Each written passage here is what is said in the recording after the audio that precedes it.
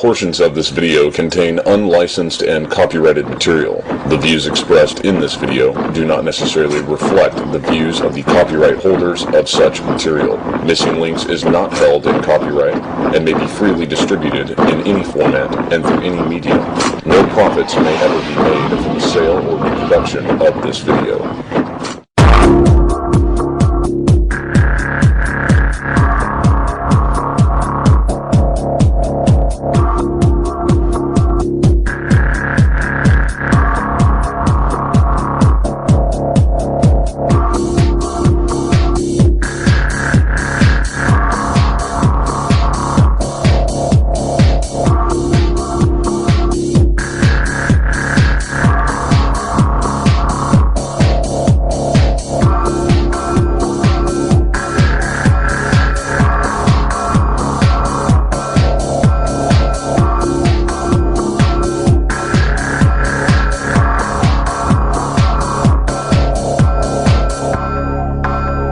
Two suspects are in FBI custody after a truckload of explosives was discovered around the George Washington Bridge.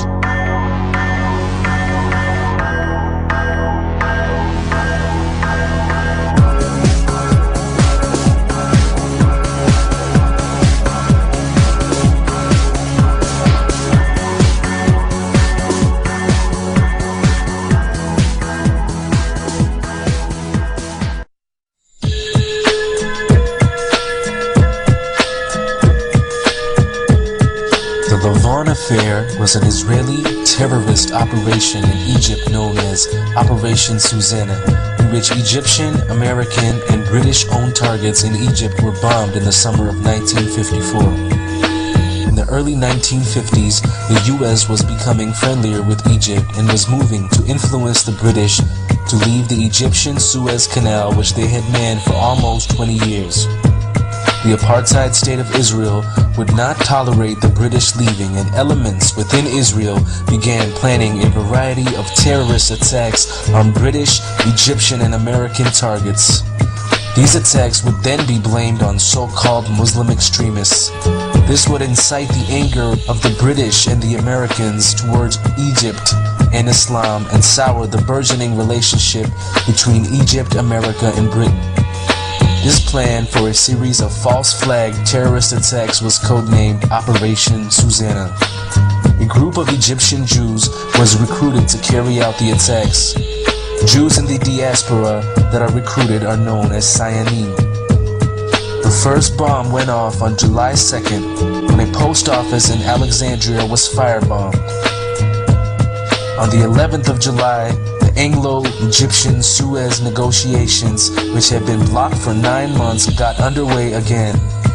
Despite the British assuring Israel that stockpiled weapons would not be given to the Egyptians, on July 14th, the Jewish terrorists firebombed U.S. information agency libraries in Cairo and Alexandria.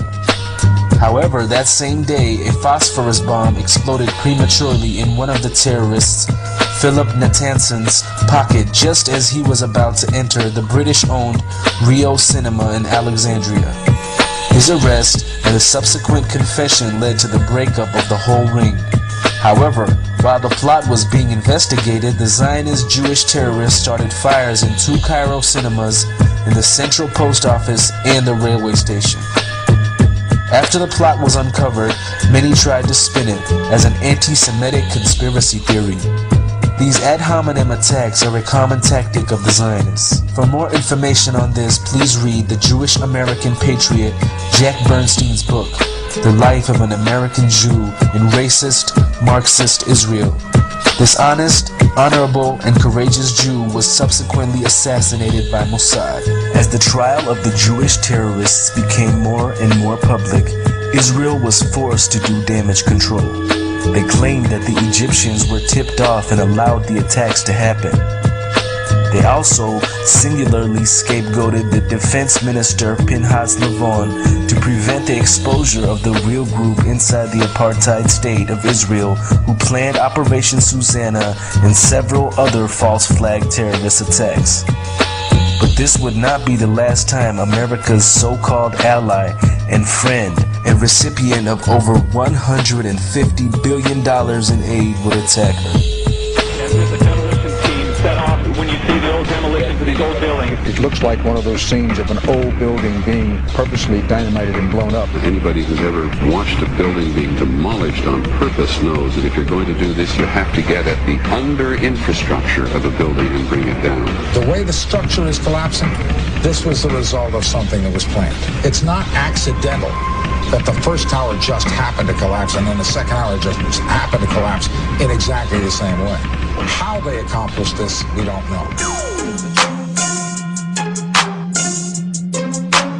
June 8, 1967 was a clear, sunny day with unlimited visibility. It was such a nice day that as the USS Liberty floated in international waters 14 miles north of the Sinai Peninsula, sailors were sunbathing on the spy ship's deck.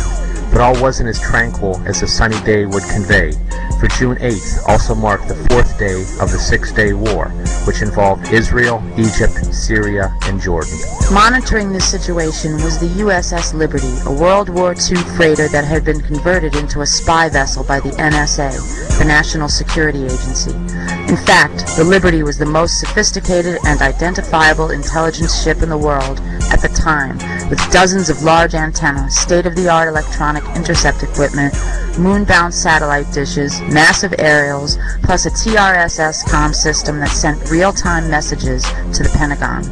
The Liberty also flew a large 5-by-8-foot American flag, was freshly painted with large white numbers and letters on its bow and hull, and contained no offensive weaponry except for 4 50-caliber machine guns for defensive purposes. These details are important to keep in mind because at 8 o'clock a.m., as the Liberty floated in international waters at less than 5 knots with a 5-by-8-foot American flag furling in the wind, a squadron of Israeli jets circled the ship at least a dozen times. These reconnaissance planes flew at such low levels, as close as 200 feet, that the sailors aboard the Liberty actually waved to the Israeli pilots. And, as we will show later in this documentary, those commanding these Israeli jets not only ID'd this ship as being of American origin, they also positively ID'd it as being the USS Liberty. Despite being fully aware of its status, at 2 p.m. in the afternoon, 3 unmarked Israeli Mystir and Mirage 3 fighter jets pummeled the Liberty with rockets and cannon fire. These bombers initially went after the ship's antenna and electronics dishes, in the process filling the American flag full of holes. As sailors fled for cover, Liberty crewmen hoisted a new, even larger 7-by-13-foot flag into the air. But this new, even larger flag didn't stop the Israeli onslaught as they sprayed the Liberty with napalm, the highly incendiary substance burning the sailors' flesh. While this unprovoked act of war was taking place, radio operators aboard the Liberty tried to signal for help, but their SOS distress messages were not heard because the Israelis had deliberately jammed all 5 of the Liberty's emergency radio channels, a phenomenon that shows quite clearly that the interfering party was aware of their target beforehand and had previously zeroed in on it, for to jam a stranger's radio in such a rapid manner is virtually impossible. Unable to get help, the USS Liberty, with 8 sailors already dead and 100 wounded, including Commander William McGonigal, was a sitting duck for the Israelis, who at 2:24 p.m. sent in 3 torpedo boats loaded with thousands of pounds of explosives. With their target already in flames, the Israelis bombed the Liberty with shells, quickly killing 25 more men. As firefighters and medical personnel tried to put out fires and save their ship and crew, they were repeatedly machine-gunned by Israeli aircraft. By 3:15 p.m., after it was apparent that the Israelis didn't want to leave a single man alive, the crew abandoned ship. But as the surviving crewmen fled for their lives, Israeli warships at close range sprayed those rafts aboard the ship with gunfire, along with those carrying the wounded that had already been lowered into the water. It was a sickening display of brutality and savage inhumanity, a total lack of regard for human life. The Israelis wanted no survivors. When word eventually reached the White House, President Lyndon Baines Johnson assumed that it was the Egyptians attacking our ship, so he immediately dispatched air support, which would have reached the Liberty in 40 minutes. But then, when LBJ discovered that it was in fact the Israelis who were attacking our vessel, he immediately called off the rescue. In other words, Phantom jets, already en route from the 6th Fleet, were ordered to turn around and return to their point of origin. Try to let the seriousness of this situation sink in for a moment. Navy fighters launched from the aircraft carriers USS Saratoga and USS America were recalled by the White House. But the blame doesn't stop there. Defense Secretary Robert McNamara and National Security Advisor Walter Rostow at first ordered instantaneous retaliation, but upon discovering that the attack originated from Israel's Haifa base, McNamara called off the exercise. In fact, it was reported later that Robert McNamara was so irate when discovering that Liberty radio men contacted the USS America that he barked, "Tell the 6th Fleet to get those aircraft back immediately." Due to this traitorous behavior, the USS Liberty had to wait 16 hours after the attack stopped before they were rescued by our military forces. It is the only instance in American naval history that a rescue mission was aborted while an American ship was under attack.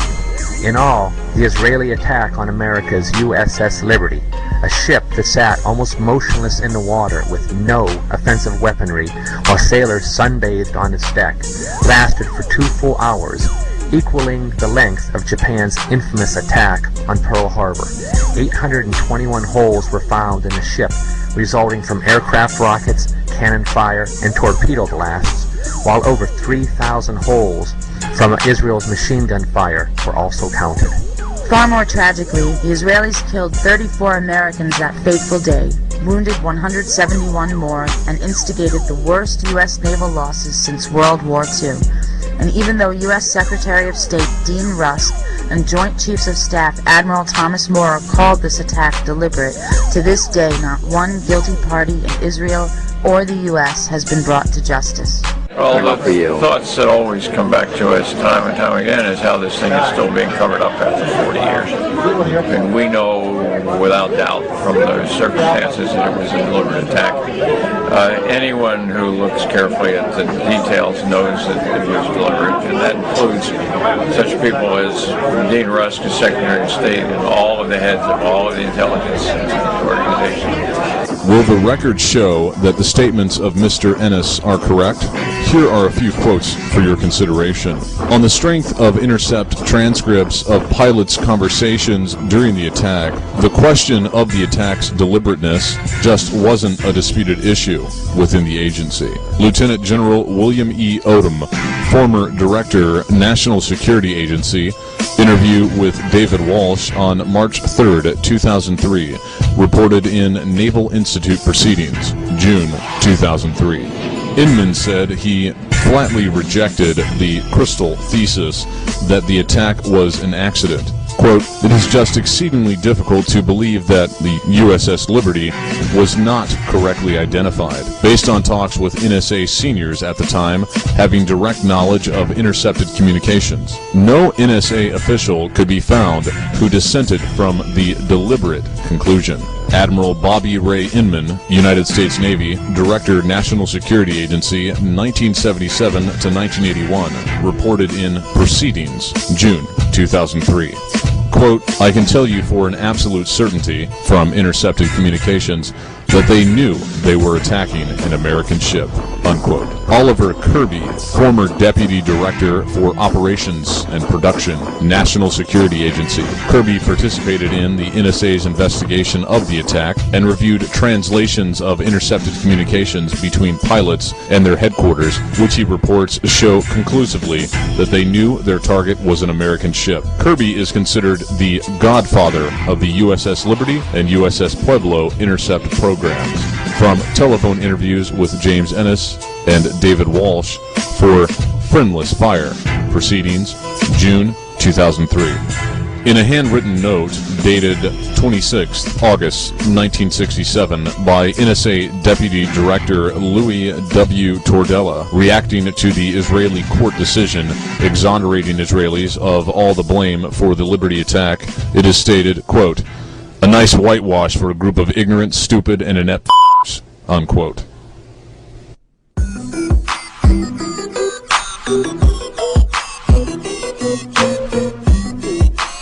By By now it seems that we've all been told the many and widely varying theories of the events of September 11th, 2001. The official story of 9/11 presents that a group of extremist Muslim terrorists known as Al-Qaeda, apparently translated as the Base, planned and orchestrated the attacks. Yet others have told us that among the responsible are U.S. President George Bush Jr., U.S. Vice President Dick Cheney, and a variety of other criminal elements in the United States government. These two conceptions are central to the 9/11 story, while there is some argument on the latter side as to how the events took place. Some theories as to the science of the attacks have presented that the impact of two planes and a fire fueled by jet fuel, which is mostly kerosene, brought down 3 concrete and reinforced steel buildings. Those structures would be World Trade Center Building 1, Building 2, and World Trade Center Building 7. Others posit that controlled demolitions were planted in the towers, while still others have claimed the use of directed energy weapons being beamed into the towers to turn them into dust. Other possibilities have included the use of mini nukes or tactical nuclear devices being used in the basements of the buildings to weaken their foundation. Most recently, the idea that TV fakery was used in place of actual planes. In other words, the theory explains that by combining real explosions with computer graphic footage of fake planes,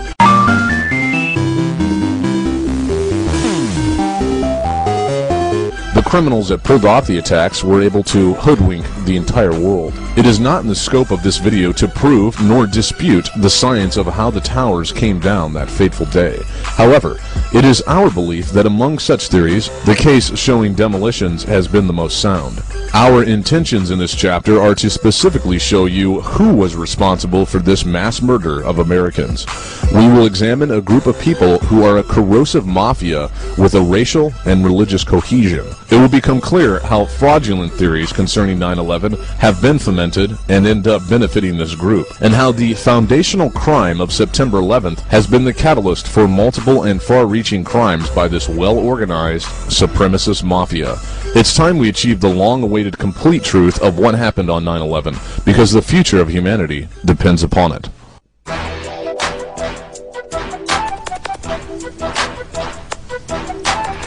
There are 2 documents which are central to understanding the intricate planning for the events of September 11th.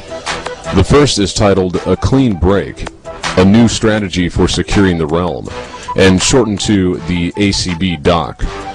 The ACB was created in Israel at the IASPS. The core of the document illustrated a systematic plan to conquer the Middle East by engineering a flawless image of Israel and promoting the state as a great ally of the United States. The ACB doc was essentially duplicated in the so-called Republican think tank called the Project for a New American Century, also referred to as PNAC. The same Jewish authors of the ACB doc wrote PNAC's paper called Rebuilding America's Defenses, in which they called for a catalyzing event, like a new Pearl Harbor. PNAC is at first called a Republican think tank, but finds itself later termed a neocon or neoconservative group. The reality is that neocon is just another layer of the onion that covers up the existence of the Jewish criminal network.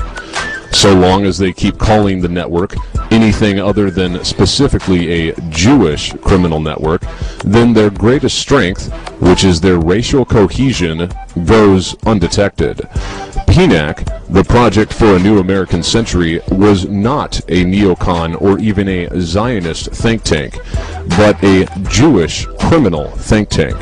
This crime network existed long before Zionism was ever codified. Therefore, it is absolutely appropriate and necessary for us to refer to it as the Jewish criminal network, as opposed to merely using the term Zionism, although that term is sometimes employed. PNAC consists of several non-Jewish criminal personalities, but be certain that its primary function is to serve the will of the Jewish mafia and the terrorist state of Israel.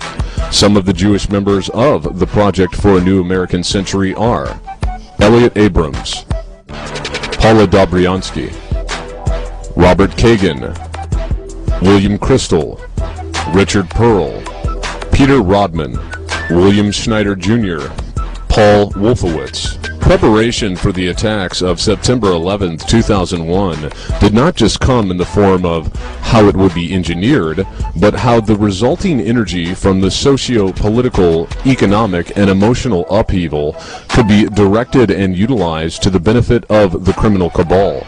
American policy would become neocon policy. Yet the term neocon, once again, is misleading, as what we are really talking about are the goals of a racist, supremacist, Jewish power elite, and the hundreds of thousands of everyday Jews who serve in their massive Sionim network.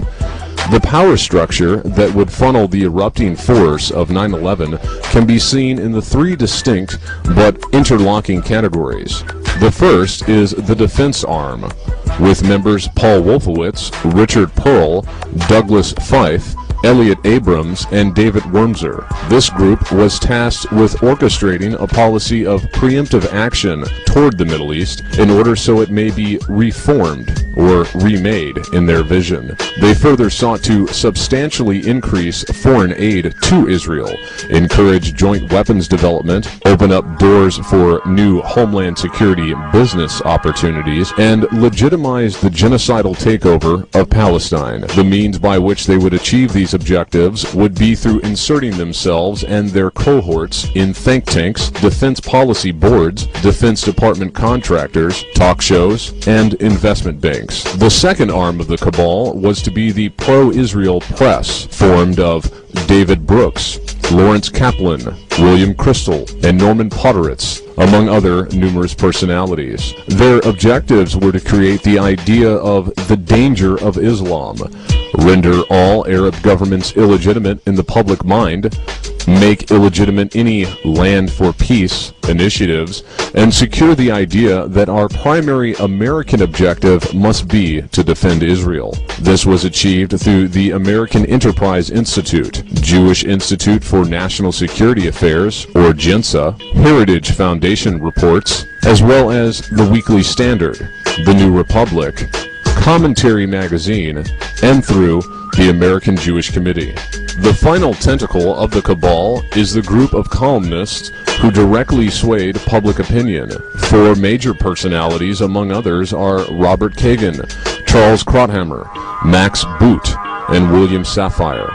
They sought to paint Palestinian militants as terrorists, create a linkage between 9/11 and all Arab governments, make anyone critical of Israel and the Jewish criminal mafia out to be an anti-Semite, and make Israelis heroes in the minds of Americans. The movie You Don't Mess with the Zohan, starring Jewish actor Adam Sandler, serves these final objectives expertly by slipping under the radar as mere entertainment.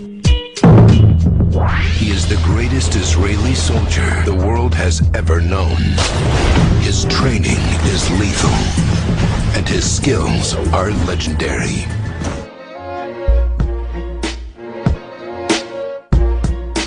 In October 2000, approximately 11 months prior to September 11, 2001, a former Israeli Defense Force, or IDF member, and veteran of the Yom Kippur War, 1973, was collecting English ivy cuttings at the Gomel Chesed Cemetery located at McKellen and 245 Mount Olive Avenue in Newark, New Jersey. The Gomel Chesed Cemetery is a Jewish cemetery. While he was scouting the cemetery for ivy cuttings, he overheard what he believed to be a conversation spoken in Hebrew, which drew his attention. As he watched and listened, a third man arrived to the meeting in a Lincoln Town Car.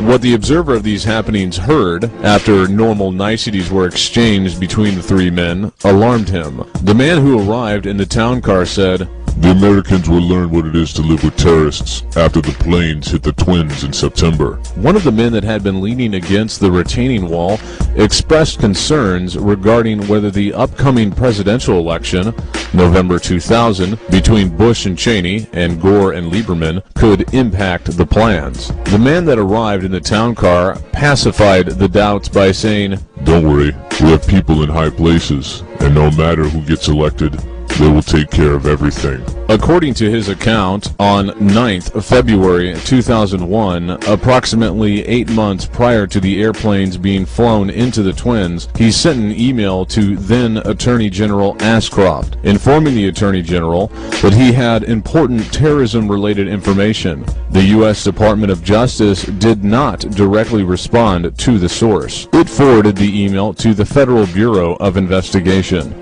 Shortly thereafter, on 28th March 2001, the source received a letter from Arthur Radford Baker, FBI, informing him that if he had information to share, he should contact the FBI Newark Division. The source contacted the FBI Newark Division and was told that 2 agents would be in contact with him, but no FBI agents came at that time. The source continued to call the FBI Newark Division in an attempt to pass his information on to the agency. He wanted to do this in person to ensure that it wasn't carelessly discarded or dismissed. He also sought a guarantee of protection by the FBI. As September 2001 drew closer, he grew more impatient. He began to act with a sense of urgency because, in his words, quote, "time was running out." As he was getting nowhere with the FBI Newark Division, the source decided to write a letter to Arthur Bradford Baker on 21st May 2001. The person that sent the letter advising him that he should contact the FBI Newark Division. In this letter, the source reiterated that he had important information to share with the government, but would need a guarantee of protection by the FBI before he could disclose all that he knew. On the day that the source received a response letter from Arthur Radford Baker, 26th June 2001, now less than 3 months prior to the 9/11 attacks, 2 FBI agents finally paid a visit. They were Agent Robin Gritz and Agent Andrew Stengel. The agents were shown the second letter received that day from Arthur Radford Baker by the source. The letter informed the source that the FBI would not be able to do anything on his behalf. Here's some intelligence concerning the NSA. Yet another report focuses on the Israeli-based private communications company Amdocs, where a number of 60 detained suspects worked. Most directory assistance calls and virtually all call records and billing in the U.S. are done for the telephone companies by Amdocs Ltd., which has contracts with the 25 largest phone companies in the U.S. and more worldwide. It is virtually impossible to make a call on a landline without generating an Amdocs record. Through Amdocs, it would be possible to keep ahead of investigators by knowing who they are calling. In 1999, the Maryland-headquartered National Security Agency issued a top-secret report warning that records of calls in the United States were ending up in foreign hands, Israel in particular. Investigators do not believe calls are being bugged, but the data about who is calling whom and when is very valuable in itself. On 10th September 2001, just 24 hours before the World Trade Center attack, the Washington Times ran an article quoting intelligence sources who described Israel's Mossad as, quote, a wild card, ruthless and cunning, and has the capability to target U.S. forces and make it look like a Palestinian Arab act, unquote. Moreover, they said it was generally known in the intelligence community that the Mossad had penetrated every Muslim organization and would have a little problem in finding any number of fanatics to carry out a suicide mission in the belief that they were serving Allah. As reported by Christopher Berlin on 12th September 2001, the internet edition of the Jerusalem Post announced that, quote, the Israeli Foreign Ministry has collected the names of 4,000 Israelis believed to have been in the areas of the World Trade Center and the Pentagon at the time of the attack, unquote. Yet only 1 Israeli was killed at the World Trade Center, and 2 were reportedly killed on the supposedly hijacked aircraft. Although a total of 3 Israeli lives were reportedly lost on 9/11, speechwriters for President George W. Bush grossly inflated the number of Israeli dead to 130, in the president's address to the joint session of Congress on 20th September 2001. The fact that only one Israeli died at the World Trade Center while 4,000 Israelis were thought to have been at the scene of the attacks on 9/11 naturally led to a widespread rumor blamed on Arabic sources that Israelis had been forewarned to stay away that day. Quote, whether this story was the origin of the rumor, Bret Stephens, the Post's editor-in-chief, wrote in 2003, I cannot say. What I can say is that there was no mistake in our reporting, unquote. As the world watched in disbelief and asked, how could this be possible, 5 Israelis, later discovered to be Mossad operatives, were seen dancing with joy. Fox News duplicated a report given by the New York Times. Little space was given to this information, but they did in fact state that, quote, a group of 5 men had set up video cameras aimed at the Twin Towers prior to the attack on Tuesday and were seen congratulating one another afterwards, unquote. Police received several calls from angry New Jersey residents claiming Middle Eastern men, quote-unquote, with a white van were videotaping the disaster with shouts of joy and mockery. They were seen by New Jersey residents on September 11th making fun of the World Trade Center ruins and going to extreme lengths to photograph themselves in front of the wreckage. Witnesses saw them jumping for joy in Liberty State Park after the initial impact. Later on, other witnesses saw them celebrating on a roof in Weehawken. I grabbed my binoculars and I could see the towers from my windows. And this is where I'm looking. And all of a sudden, down there, I see this van parked. And I see 3 guys on top of the van. And I could see that they were like happy. They didn't look shocked to me. They didn't look shocked. I thought it was very strange. We had received an all-points bulletin, and I just happened to see the van, and, hollered over to my lieutenant, I think that could be the van. We checked it out, and it was. We were all on edge, obviously, so I really wasn't looking to make friends with these people, and neither were the officers that I were with. Once we started talking to them, they were pretty much like, hey, we're not against you, we're with you. And still other witnesses later saw them celebrating with high fives in a Jersey City parking lot. Another witness stated, quote, it looked like they were hooked in with this. It looked like they knew what was going to happen when they were at Liberty State Park. One anonymous phone call to authorities actually led them to close down all of New York's bridges and tunnels. The mystery caller told the 911 dispatcher that a group of Palestinians were mixing a bomb inside of a white van headed for the Holland Tunnel. Here's the transcript from NBC News. Jersey City Police. Yes, we have a white van, 2 or 3 guys in there. They look like Palestinians. And going around the building, there's a minivan heading toward the Holland Tunnel. I see the guy by Newark Airport mixing some junk, and he has those chic uniform. He has what? He's dressed like an Arab. The caller seems honest enough, but consider this. Why would the anonymous caller specifically say that these Arabs were Palestinians? How would he know that?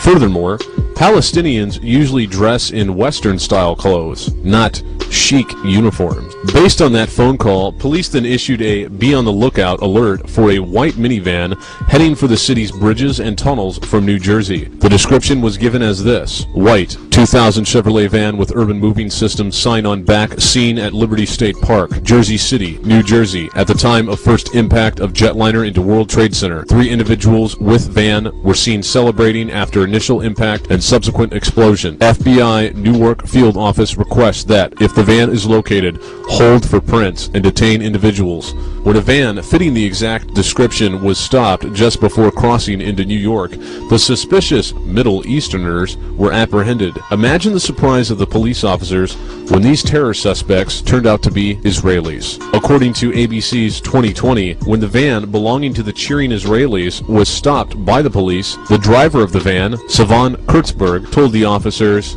we are Israelis. We are not your problem. Your problems are our problems. The Palestinians are your problem. Why did he feel that the Palestinians were a problem for the NYPD? The police and FBI field agents became very suspicious when they found maps of the city with certain places highlighted. Box cutters, the same items that the hijackers supposedly used, $4,700 cash stuffed in a sock, and foreign passports. Police also told the Bergen Record that bomb-sniffing dogs were brought to the van and that they reacted as if they had smelled explosives. The FBI seized and developed their photos, one of which shows Savon Kurtzberg flicking a cigarette lighter in front of the smoldering ruins in an apparently celebratory gesture. The Jerusalem Post later reported that a white van with a bomb was stopped as it approached the George Washington Bridge, but the ethnicity of the suspects was not revealed. Here's what the Jerusalem Post reported on 12 September 2001. Quote, American security services overnight stopped a car bomb on the George Washington Bridge. The van, packed with explosives, was stopped on an approach ramp to the bridge. Authorities suspect the terrorists intended to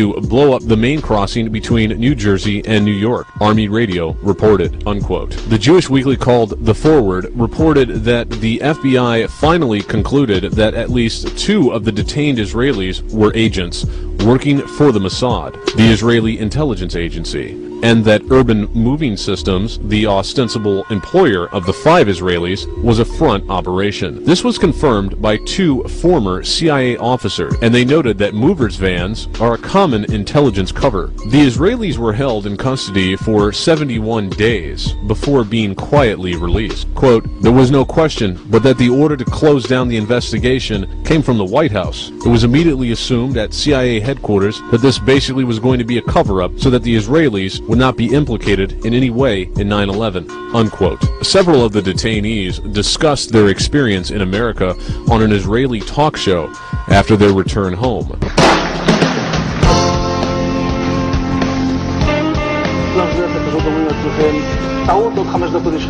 And at that point we were taken for another round of questioning, this time related to our allegedly being members of Mossad. The fact of the matter is, we are coming from a country that experiences terror daily. Our purpose was to document the event. It has been more than 16 years since a civilian working for the Navy was charged with passing secrets to Israel. Jonathan Pollard pled guilty to conspiracy to commit espionage and is serving a life sentence. At first, Israeli leaders claimed Pollard was part of a rogue operation, but later took responsibility for his work. Now, Fox News has learned some U.S. investigators believe that there are Israelis again very much engaged in spying in and on the U.S., who may have known things they didn't tell us before September 11th. Fox News correspondent Carl Cameron has details in the first of a 4-part series. Since September 11th, more than 60 Israelis have been arrested or detained, either under the new Patriot anti-terrorism law or for immigration violations. A handful of active Israeli military were among those detained, according to investigators, who say some of the detainees also failed polygraph questions when asked about alleged surveillance activities against and in the United States. The highly placed investigator said there are, quote, tie-ins, but when asked for details, he flatly refused to describe them, saying, quote, evidence linking these Israelis to 911 is classified. I cannot tell you about evidence that has been gathered. It's classified information. Fox News has learned that one group of Israelis, spotted in North Carolina recently, is suspected of keeping an apartment in California to spy on a group of Arabs who the United States is also investigating for links to terrorism. Numerous classified documents obtained by Fox News indicate that even prior to September 11th, as many as 140 other Israelis had been detained or arrested in a secretive and sprawling investigation into suspected espionage by Israelis in the United States. Investigators from numerous government agencies are part of a working group that's been compiling evidence since the mid-90s. These documents detail hundreds of incidents in cities and towns across the country that investigators say, quote, may well be an organized intelligence gathering activity. The first part of the investigation focuses on Israelis who say they are art students from the University of Jerusalem and Bezalel Academy. They repeatedly made contact with U.S. government personnel, the report says, by saying they wanted to sell cheap art or handiwork. Documents say they, quote, targeted and penetrated military bases, the DEA, FBI, and dozens of other government facilities, and even secret offices and unlisted private homes of law enforcement and intelligence personnel.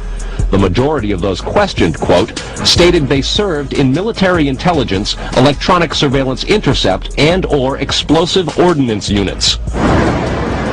Another part of the investigation has resulted in the detention and arrests of dozens of Israelis at American Mall kiosks, where they've been selling toys called Puzzle Car and Zoomcopter.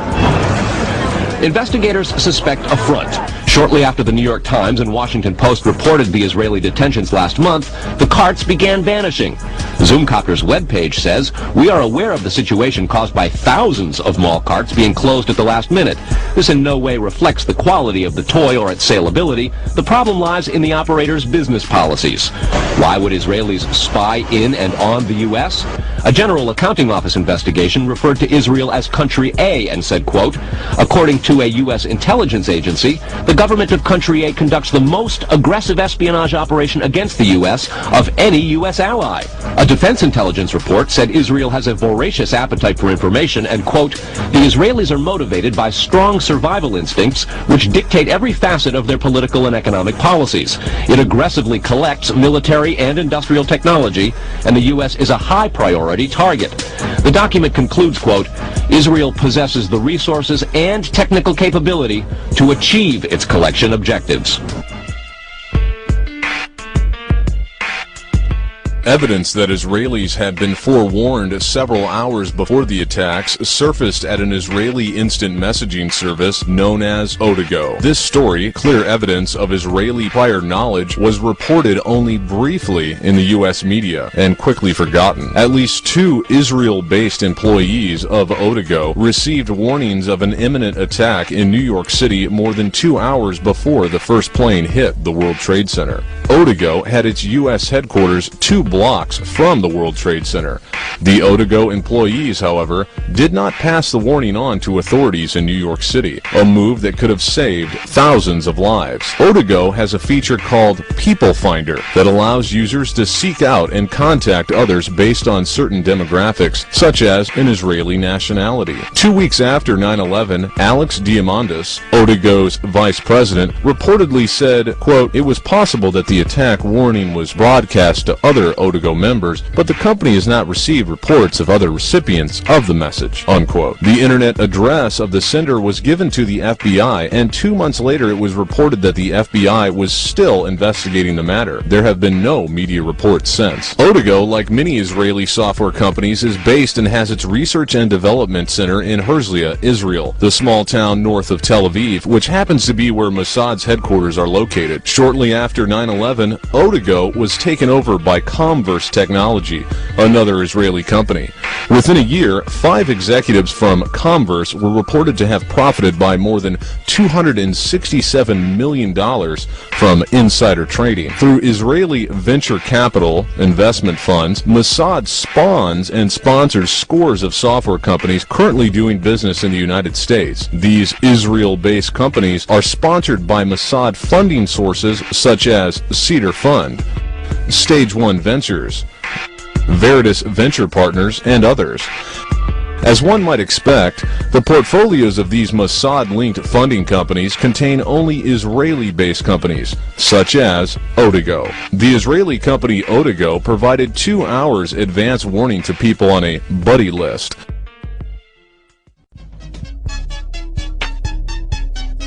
In addition to the Odago early warning, it is reported that the Tokyo branch of Goldman Sachs also released a memo on 10th September 2001 that warned its employees to steer clear of any American government buildings. Even if one believes that 19 hijackers, not from Iraq, Iran, or Afghanistan, but Saudi Arabia, were responsible for the events of September 11th, it would seem wise for us to at least hold the airport security responsible for letting those men board the plane. The airport security was handled by an Israeli company called ICTS. Ezra Harrell, a Jew, is the owner. The company is registered in the Netherlands and was employed at Charles de Gaulle Airport to screen passengers boarding U.S. planes.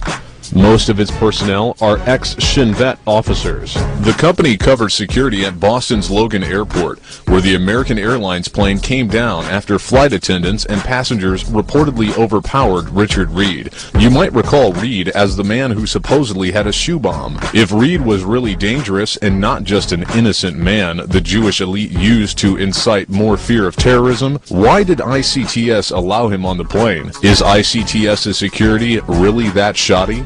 ICTS's own website states that it sells services to every airport from which the hijacked planes on 9/11 operated, including security services, and this is sometimes done through wholly owned subsidiaries like Huntley USA Corporation. It has been suggested that the incredible feat of hijacking 4 aircraft without a single arrest at the gate would require the resources of a nation-state. This is even more true with the revelation that at least one gun had managed to board a hijacked plane. One company had automatic inside access to all of the airports from which hijacked planes departed on 9/11, and to the airports used by Richard Reed, the shoe bomber, an Israeli company, one that Mossad agents could easily find employment with without the management knowing who they were or what their purpose really was. As an additional note to ICTS's complicity, hours before the House version of the first so-called Patriot Act went to a vote, technical corrections, quote-unquote, were inserted into the body of the legislation whereby foreign security companies, such as ICTS International, would be immune from lawsuits related to the events of 9/11. Talk about not being available for deposition. This Patriot Act legislation sleight of hand occurred before the inception of the 9/11 Commission, when fearless leader George W. Bush was still resisting the very idea of an investigation into 9/11. Hence, in the face of an institutional cover-up, citizens were denied the possibility of a discovery process which is normally afforded to litigants. Without such discovery process, ICTS International would never be compelled by a court of law to give testimony and show evidence related to the missing airport video surveillance tapes of 9/11 or any other aspect of security measures in place on 9/11. A few quotes to digest. Evidence linking these Israelis to 911 is classified. I cannot tell you about evidence that has been gathered. It's classified information. But investigators within the DEA, INS, and FBI have all told Fox News that to pursue or even suggest Israeli spying through Converse is considered career suicide.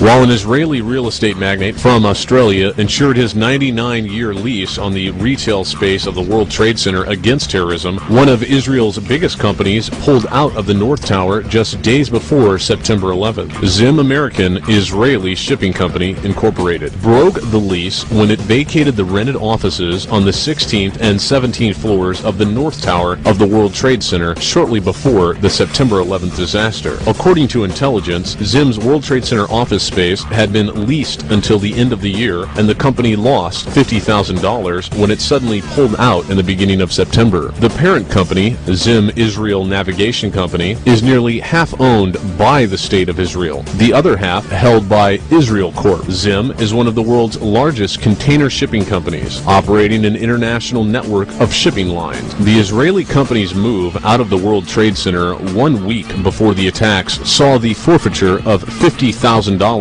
in broken lease fees. Zim has since moved part of its operations to Houston, Texas. FBI agent Mike Dick aggressively investigated this Israeli ring before and after 9/11. Like another investigator by the name of O'Neill, Mike soon found himself removed from his duties on the orders of the then head of the Justice Department's Criminal Division, Michael Chertoff, a dual citizen of Israel. Dick was very suspicious when Israeli movers quickly moved Zim American Israeli Shipping Company out of its 10,000 square feet of office space on the 17th floor of the North Tower of the World Trade Center, and subsequent forfeiture of a $50,000 security deposit when they vacated 1 week prior to 9/11. According to a CIA non-official cover or NOC source or NOC source who worked with Dick, Israeli movers moved explosives into the 17th floor office space after Zim moved out. After 9/11, Dick, as well as the CIA NOC, were harassed by their superiors on orders from above. Those orders came from the Jew Michael Chertoff. Dick was first relieved of his primary counter-espionage duties, eventually sent to Pakistan to investigate the kidnapping of Wall Street Journal reporter Daniel Pearl, and eventually buried in a desk job at FBI headquarters in Washington, D.C.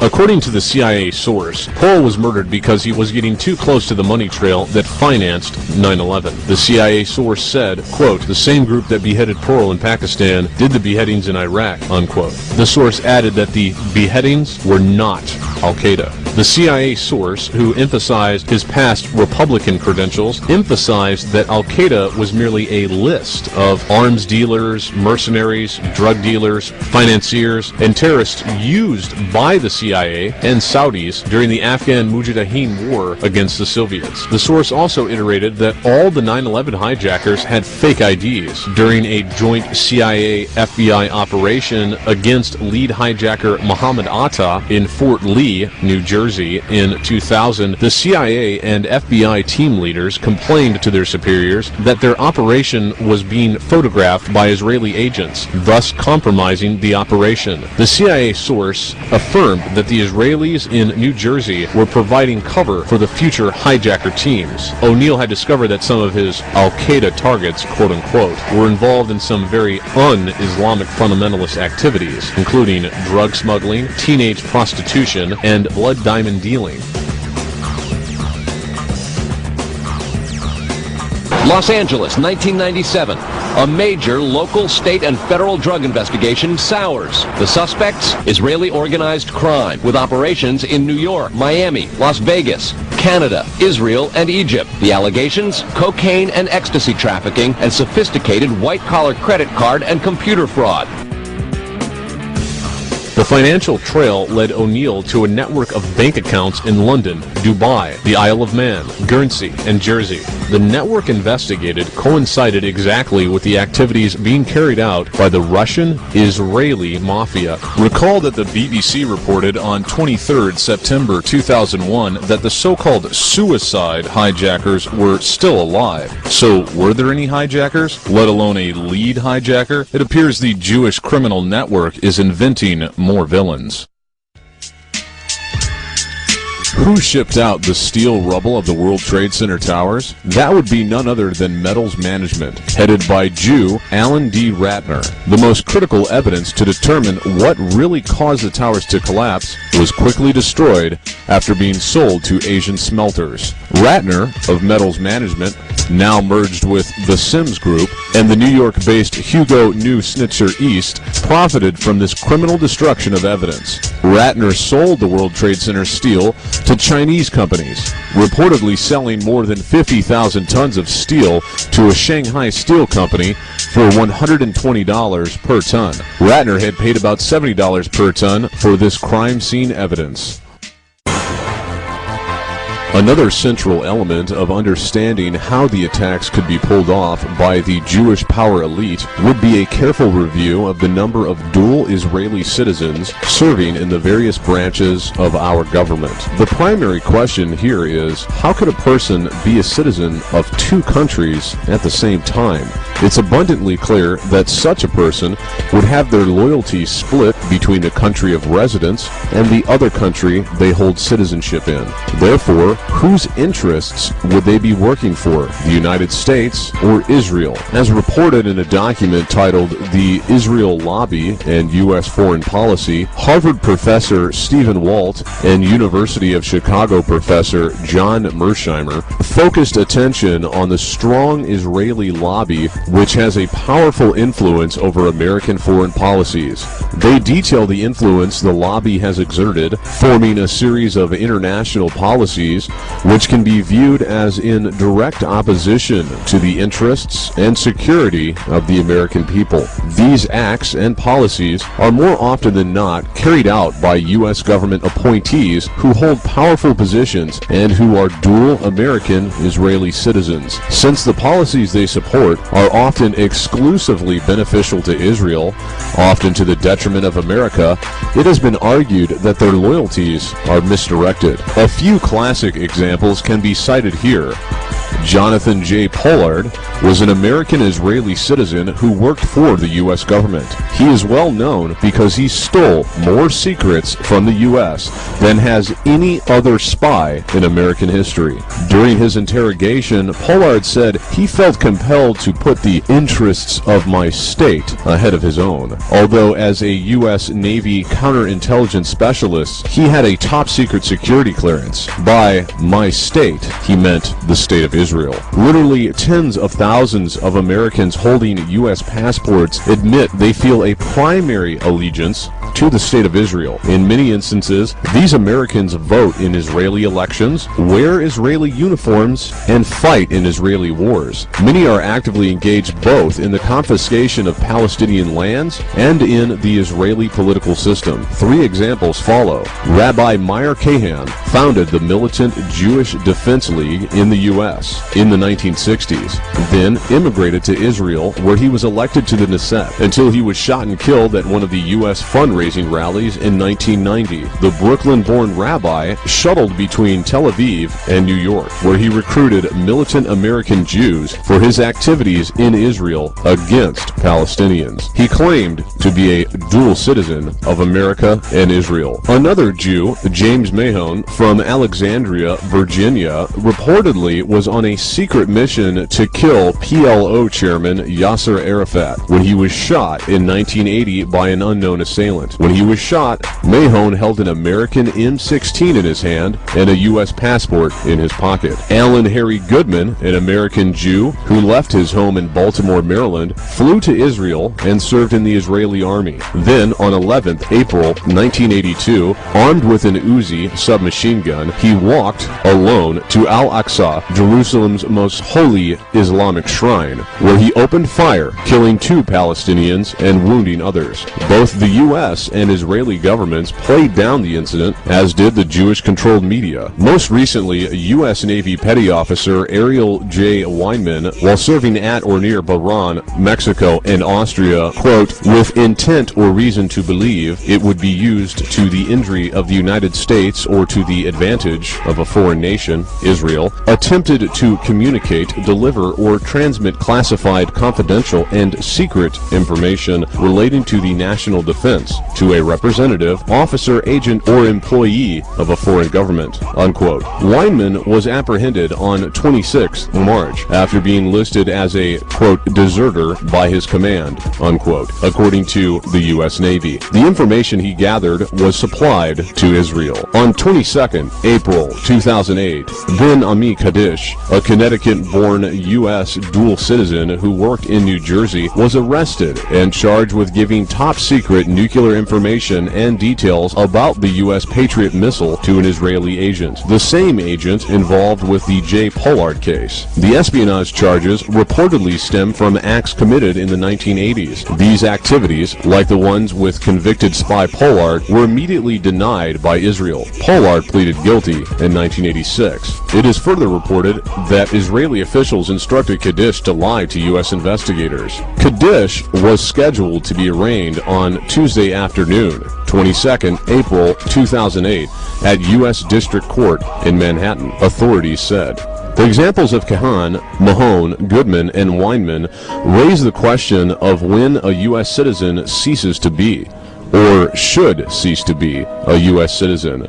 U.S. law at one time clearly stated that an American citizen owed first allegiance to the United States. A U.S. citizen should not fight in a foreign army or hold high office in a foreign country without risking expatriation. What happened? It was the 1940 Nationality Act. In Section 401E of the 1940 Nationality Act provides that a U.S. citizen, whether by birth or naturalization, quote, shall lose his U.S. nationality by voting in a political election in a foreign state, unquote. This law was tested many times. In 1958, For instance, an American citizen named Perez voted in a Mexican election. The case went to the Supreme Court, where the majority opinion held that Perez must lose his American nationality. The court said Congress could provide for expatriation as a reasonable way of preventing embarrassment to the United States in its foreign relations. But then something very odd happened. In 1967, an American Jew, Beis Ephraim, received an exemption that set a precedent exclusively for American Jews. Ephraim, born in Poland in 1895, immigrated to America in 1912 and became a naturalized U.S. citizen in 1926. In 1950, aged 55, he immigrated to Israel and became an Israeli citizen. In 1951, Ephraim voted in an Israeli Knesset election and in 5 political elections that followed. So, by all standards, he lost his American citizenship, right? Wrong. After living in Israel for a decade, Ephraim wished to return to New York. In 1960, he asked the U.S. consulate in Haifa for an American passport. The Department of State refused the application, invoking Section 401E of the Nationality Act, the same ruling that had stripped the American citizen named Perez of his U.S. citizenship. Attorneys acting for Ephraim took his case to a Washington, D.C. district court, which upheld the law. Then, his attorneys appealed to the Court of Appeals. This court also upheld the law. The attorneys for Ephraim then moved the case on to the Supreme Court. Here, with Supreme Court Justice Abby Fortas, Lyndon Johnson's former attorney and one of the most powerful Jews, casting the swing vote, the court voted 5-4 in favor of Ephraim. The court held that the U.S. government had no right to rob Ephraim of his American citizenship. The court, reversing its previous judgment as regards the Mexican American,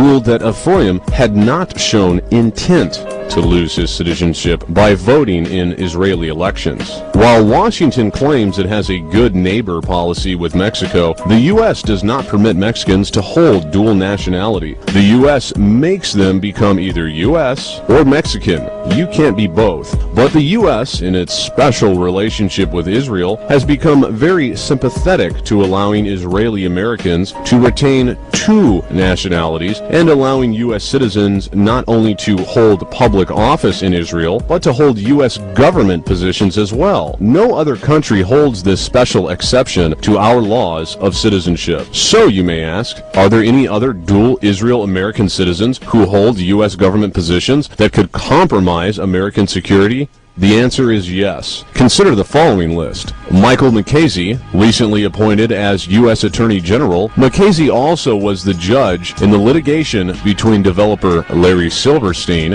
and several insurance companies arising from the destruction of the World Trade Center on 9/11/2001. Michael Chertoff, former Assistant Attorney General for the Criminal Division at the Justice Department, now head of Homeland Security. Richard Pearl, one of Bush's foreign policy advisors. He is the chairman of the Pentagon's Defense Policy Board. A very likely Israeli government agent, Pearl was expelled from Senator Henry Jackson's office in the 1970s after the National Security Agency, or NSA, caught him passing highly classified national security documents to the Israeli embassy. He later worked for the Israeli weapons firm Soltam. Pearl came from a pro-Israel think tank, the AEI. Pearl is one of the leading pro-Israeli fanatics leading this Iraq warmongering within the administration and now in the media. Paul Wolfowitz, former Deputy Defense Secretary and member of Pearl's Defense Policy Board in the Pentagon. Wolfowitz is a close associate of Pearl and reportedly has close ties to the Israeli military. His sister lives in Israel. Wolfowitz came from the Jewish think tank Jensa. Wolfowitz was the number 2 leader within the administration behind this Iraq warmongering. He later was appointed head of the World Bank, but resigned under pressure from World Bank members over a scandal involving his misuse of power. Lawrence or Larry Franklin, the former Defense Intelligence Agency analyst with expertise in Iranian policy issues, who worked in the office of Undersecretary of Defense for Policy Douglas Feith and reported directly to Feith's deputy William Luty. was sentenced 20th January 2006 to, quote, more than 12 years in prison for giving classified information to an Israeli diplomat, unquote. And members of the pro-Israel lobbying group American Israel Public Affairs Committee, or AIPAC. Franklin will, quote, remain free while the government continues with the wider case, unquote. And his, quote, prison time could be sharply reduced in return for his help in prosecuting, unquote, former AIPAC members Stephen J. Rosen and Keith Wiseman. As an update to this, the trial with these AIPAC spies has been postponed indefinitely. How could the trial be postponed indefinitely? Kevin DeGregory was the head prosecuting attorney, but weeks prior to the trial, he had retired from his position as prosecutor to go work for a Jewish law firm. Douglas Feith, Undersecretary of Defense and Policy Advisor at the Pentagon. He is a close associate of Pearl and served as his special counsel. Like Pearl and the others, Feith is a pro-Israel extremist who has advocated anti-Arab policies in the past. He is closely associated with the extremist group the Zionist Organization of America, which even attacks Jews that don't agree with its extremist views. Feith frequently speaks at ZOA conferences. Feith runs a small law firm, Feith & Zell, which only has one international office in Israel. The majority of their legal work is representing Israeli interests. His firm's own website stated prior to his appointment that Feith, quote, represents Israeli armaments manufacturer, unquote. Feith basically represents the Israeli war machine. Feith also came from the Jewish think tank Gensa. Feith, like Pearl and Wolfowitz, are campaigning hard for the continuation of the Israeli proxy wars against Iraq, Iran, and Afghanistan. Feith was investigated by the FBI under suspicion of leaking classified information to Israel, being that he was Larry Franklin's boss when Franklin leaked those documents to Rosen and Wiseman of AIPAC. For that, he was forced to leave the National Security Council. Feith was also investigated by the Senate Intelligence Committee for sexing up intelligence that was used to justify invading Iraq. Edward Lutwick, member of the National Security Study Group of the Department of Defense at the Pentagon, Lutwick is reportedly an Israeli citizen and has taught in Israel. He frequently writes for Israeli and pro-Israeli newspapers and journals. Lutwick is an Israeli extremist whose main theme in many of his articles is the necessity of the U.S. waging war against Iraq and Iran. Henry Kissinger, one of the many Pentagon advisors, Kissinger sits on the Pentagon's Defense Policy Board under Pearl. For detailed information about Kissinger's evil past, read Seymour Hersh's book, Price of Power, Kissinger in the Nixon White House. Kissinger likely had a part in the Watergate crimes, Southeast Asia mass murders, which is Vietnam, Cambodia, and Laos, installing Chilean mass murdering dictator Pinochet, Operation Condor's mass killings in South America, and more recently served as Serbia's ex-dictator Slobodan Milosevic's advisor. He consistently advocated going to war against Iraq. Kissinger is the Ariel Sharon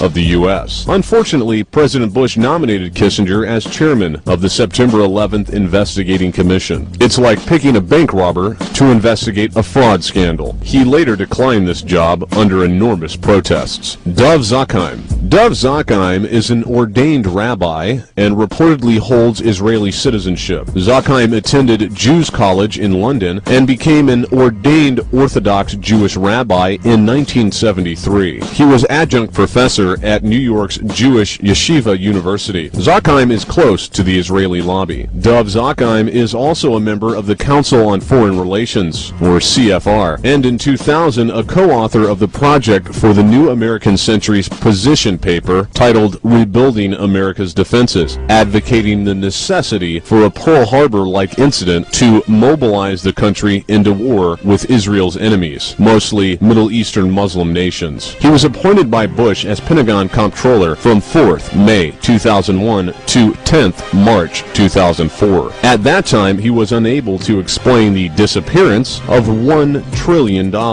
Actually, nearly 3 years earlier, Donald Rumsfeld announced on 10th September 2001 that an audit discovered $2.3 trillion was also missing from the Pentagon books. That story, as mentioned, was buried under 9/11's rubble. The two sums disappeared under Zakheim's watch. Despite these suspicions, on 6th May 2004, Zakheim took a lucrative position at Bose Allen Hamilton, one of the most prestigious strategy consulting firms in the world. One of its clients then was Blessed Relief, a charity said to be a front for Osama bin Laden. Bose Allen and Hamilton then also worked closely with DARPA, the Defense Advanced Research Projects Agency, which is the research arm of the Department of Defense. Intelligence concerning Dove tells us that he is a dual Israeli-American citizen and has been tracking the halls of the U.S. government for 25 years, casting defense policy and influence on Presidents Reagan, Clinton, Bush Sr., and Bush Jr. Further intelligence points out that most of Israel's armaments were gotten thanks to him. Squads of U.S. F-16s and F-15s were classified as military surplus and sold to Israel at a fraction of their value. Kenneth Edelman, one of the many Pentagon advisors, Edelman also sits on the Pentagon's Defense Policy Board under Pearl and is another extremist pro-Israel advisor who supported going to war against Iraq. Edelman frequently is a guest on Fox News and often expresses extremist and often ridiculous anti-Arab and anti-Muslim views. Through his racism or ignorance, he actually called Arabs anti-Semitic on Fox News, dated 28 November 2001, when he could have looked it up in the dictionary to find out that Arabs, by definition, are Semitic people. They are Semites. Louis Scooter Libby, Vice President Dick Cheney's ex-chief of staff, as chief pro-Israel Jewish advisor to Cheney, it helps explain why Cheney is so gung-ho to invade Iran. Libby is longtime associate of Wolfowitz. Libby was also a lawyer for convicted felon and Israeli spy Mark Rich, whom Clinton pardoned in his last days as president. Libby was recently found guilty of lying to federal investigators in the Valerie Plame affair, in which Plame, a covert CIA agent, was exposed for political revenge by the Bush administration following her husband's revelations about the lies leading to the Iraq War. Robert Satloff, U.S. National Security Council advisor, Satloff was the executive director of the Israeli lobby's think tank, Washington Institute for Near East Policy. Many of the Israeli lobby's experts come from this front group, like Martin Indyk. Elliot Abrams, National Security Council advisor, he previously worked at Washington-based think tank Ethics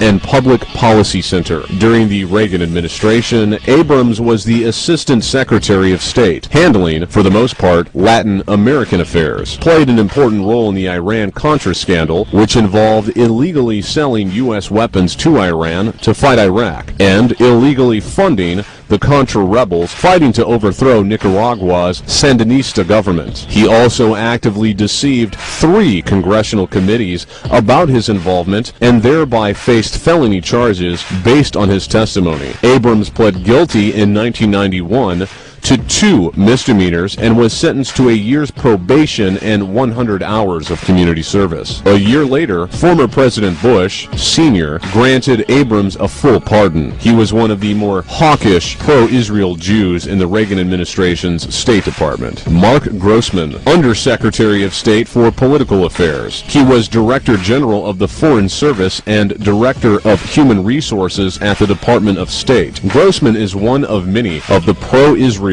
Jewish officials from the Clinton administration that Bush has promoted to higher posts. Richard Haass, Director of Policy Planning at the State Department and Ambassador at Large. He is also Director of National Security Programs and Senior Fellow at the Council on Foreign Relations, or CFR. He was one of the more hawkish pro-Israel Jews in the first Bush Sr. administration who sat on the National Security Council and who consistently advocated going to war war against Iraq. Haas is also a member of the Defense Department's National Security Study Group at the Pentagon. Robert Zoellick, U.S. Trade Representative, a cabinet-level position. He is also one of the more hawkish pro-Israel Jews in the Bush Jr. administration who advocated invading Iraq and occupying a portion of the country in order to set up a Vichy-style puppet government. He consistently advocates going to war against Iran. Ari Fleischer, ex-White House spokesman for the Bush Jr. administration, prominent in the Jewish community, some reports state that he holds Israeli citizenship. Fleischer is closely connected to the extremist Jewish group called the Chabad Lubavitch Hasidics, who follow the Kabbalah, and hold very extremist and insulting views of non-Jews. Fleischer was the co-president of the Chabad's Capital Jewish Forum. He received the Young Leadership Award from the American Friends of Lubavitch in October 2001. James Selsinger, one of many Pentagon advisors, Selsinger also sits on the Pentagon's Defense Policy Board under Pearl, and is another extremist pro-Israel advisor who supported going to war against Iraq. Selsinger is also a commissioner of the Defense Department's National Security Study Group at the Pentagon. David Frum, White House speechwriter behind the Axis of Evil label, he lumped together all the lies and accusations against Iraq for Bush to justify the war. Joshua Bolten, White House Deputy Chief of Staff. Bolten was previously a banker, former legislative aide, and prominent in the Jewish community. John Bolton, former UN representative and Undersecretary of State for Arms Control and International Security. Bolton is also a senior advisor to President Bush. Prior to this position, Bolton was senior vice president of the above-mentioned pro-Israel think tank, AEI. He recently, October 2002, accused Syria of having a nuclear program so that they can attack Syria after Iraq or Iran. He must have forgotten that Israel has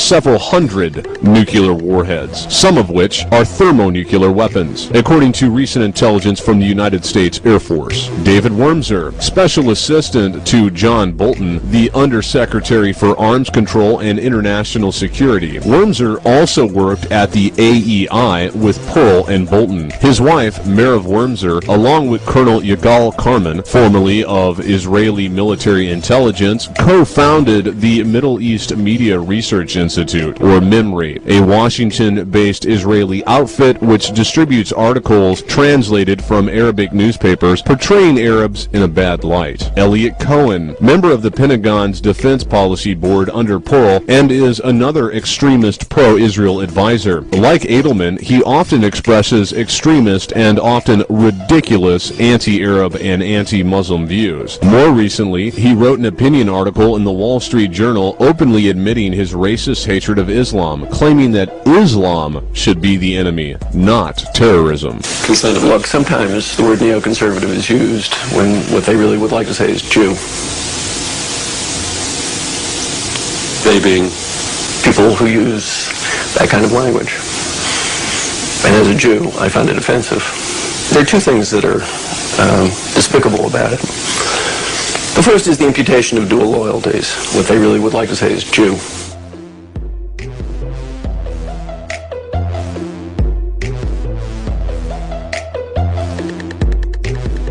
Mel Sembler, president of the Export-Import Bank of the United States, a prominent Jewish Republican and former national finance chairman of the Republican National Committee. The Export-Import Bank facilitates trade relationships between U.S. businesses and foreign countries, specifically those with financial problems. Steve Goldsmith, senior advisor to the president and Bush's Jewish domestic policy advisor. He also served as liaison in the White House Office of Faith-Based and Community Initiatives, White House OFBCI, within the Executive Office of the President. He was the former mayor of Indianapolis. He is also friends with Israeli Jerusalem Mayor Ehud Olmert and often visits Israel to coach mayors on privatization initiatives. A number of other dual Israeli citizens serving in our government are Adam Goldman, White House's special liaison to the Jewish community; Joseph Gildenhorn, Bush campaign's special liaison to the Jewish community. He was the D.C. finance chairman for the Bush campaign, as well as campaign coordinator and former ambassador to Switzerland. Christopher Gersten, Principal Deputy Assistant Secretary, Administration for Children and Families at HHS. Gersten was the former executive director of the Republican Jewish Coalition, husband of Labor Secretary.